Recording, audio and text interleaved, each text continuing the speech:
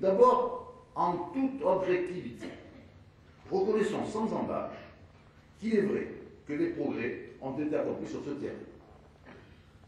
Cependant, en bon illusionniste qu'il est, Stéphane Valéry, comme à son habitude, a quelque peu grandi, grossi, amélioré ses mérites et déformé les faits par une communication intensive. Ainsi, mes chers compatriotes, ce qui ne vous dit pas, c'est que PFM, que j'ai l'honneur de présider, et ses élus au Conseil national, comme Claude Boisson d'ailleurs aussi, ont fait partie de la majorité pendant 3 ans et ont contribué pendant ce temps efficacement, je dis bien efficacement, à convaincre le gouvernement d'augmenter sensiblement le nombre de logements à mettre à votre disposition. Jean-Pierre Légaré, tout à l'heure, vous a dit combien nous aimions avoir à PFM des conseillers en position verticale. Ce qu'il ne vous dit pas, de Stéphane Valéry, c'est que pour plusieurs dizaines d'entre eux, appartements livrés, ces appartements relèvent de livraisons en retard de logements programmés sous la législature précédente. Ce qu'il ne vous dit pas, c'est qu'en quantité, le nombre d'appartements mis à disposition des Monégasques est inférieur d'environ 40% par rapport aux engagements pris en 2003. Ce qu'il ne vous dit pas, c'est que le nombre de ces logements sont dans des situations topographiques inacceptables. Ce qu'il ne vous dit pas, c'est que le système dit de maîtrise d'ouvrage délégué, qui a confié la construction de ces logements au privé, a coûté 61 millions d'euros supplémentaires aux finances de l'État, ce qui équivaut en gros à un immeuble de plusieurs dizaines d'appartements. Ce qu'il ne vous dit pas, c'est que l'aide nationale au logement, oui, la fameuse ANL, qui coûtait au budget de l'État l'an dernier, me semble-t-il, 8 800 000 euros, attend toujours d'être réformée. Le quotient familial n'est toujours pas intégré. Ce qu'il ne vous dit pas, c'est que l'accession à la propriété, mise à grand renfort de publicité, est toujours dans les tiroirs. Ce qu'il ne vous dit pas, c'est que l'accession à la propriété s'est transformée en accession à la propriété aménagée. Ce qu'il ne vous dit pas, c'est que ce nouveau concept de droit, inventé pour les besoins de sa cause, par Stéphane Valéry lui-même transformé en grand juriste pour la circonstance, ne désigne en fait que ce que les juristes, les vrais, comme Jean-Pierre Légaré, nomment droit d'usage ou d'habitation.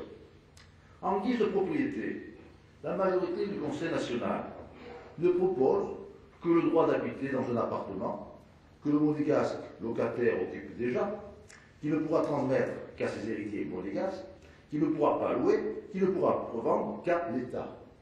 En somme, M. Valéry nous propose un retour aux dispositions du règlement administratif du 16 décembre 1977 qui organisait une pseudo-accession à la propriété, par ailleurs déclarée en 1996 par le Conseil d'État inconstitutionnelle.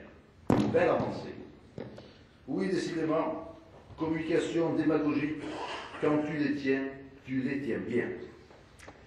Mais peut-il en être autrement, dès lors que la majorité a abandonné en race campagne la méthode du contrat collectif? Ah, cette fameuse méthode, tant vantée par nos anciens alliés, son chef en tête, lorsqu'il s'agissait d'attirer des voix, de montrer qu'avec la nouvelle majorité, on allait voir ce qu'on allait voir, que les Monégasques verraient la différence par rapport à l'ancienne. Cette méthode, tant caricaturée, diabolisée par les mêmes, lorsqu'il s'est agi de passer aux actes, de prouver par les faits qu'ils étaient capables de la volonté et du courage politique qu'ils avaient, à la manière de Tartarin de Tarascon, tant porté en bandoulière durant la campagne électorale. Le contrat d'objectif, mais de quoi s'agit-il en somme? De rien de plus, chers amis, que d'une méthode qui permet aux élus de remplir leur rôle. Défendre, face au gouvernement, les priorités du programme voulu par les Monégasques au moment des élections.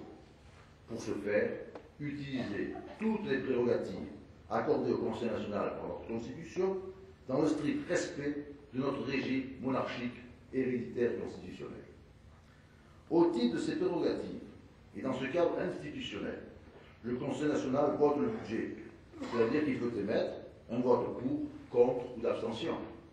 Il peut donc, tout à fait, subordonner son vote positif du budget à un accord avec le gouvernement pour que celui-ci accepte de donner satisfaction chaque année de la législature à certaines attentes prioritaires des monégasques exprimées au moment des élections. C'est cet échange harmonieux et équilibré entre les points de vue du gouvernement et du Conseil national que tente à mettre en place le contrat d'objectif. Un échange qui évite entre les deux partenaires institutionnels ou l'affrontement ou la soumission du Conseil national. Un échange qui sorte le Conseil national du rôle de chambre d'enregistrement qui lui est trop souvent assigné par le gouvernement. Un échange qui mette le Conseil national devant ses responsabilités, qui lui interdise la démagogie facile qui repose sur le principe, quand le gouvernement fait bien, c'est grâce à nous, quand il fait mal, c'est à cause de lui. Une méthode qui permet aux Monégasques d'avoir le sentiment que les élections sont utiles. Chers amis, pour nous, si écouter les Monégasques c'est bien, les entendre c'est beaucoup mieux.